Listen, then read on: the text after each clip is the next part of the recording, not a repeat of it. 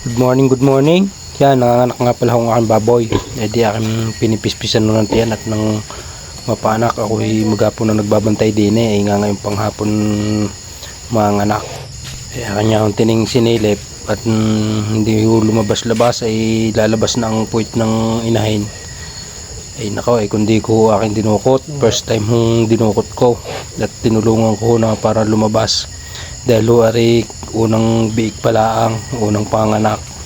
Kaya nyahot di aking dinudukot.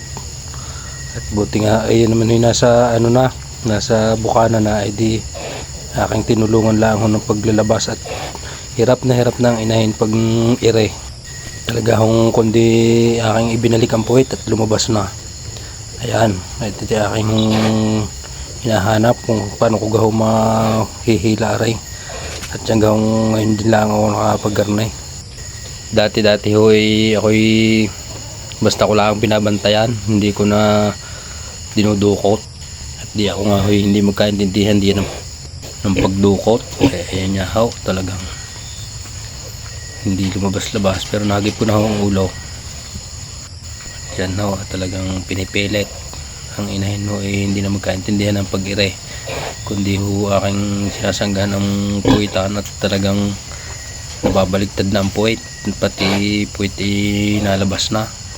Hindi yan nga ho, aking dukot ng dukot. At yan nga ho, maya naman ho mahahawakan ko na din sa paambiik at di aking may hila na.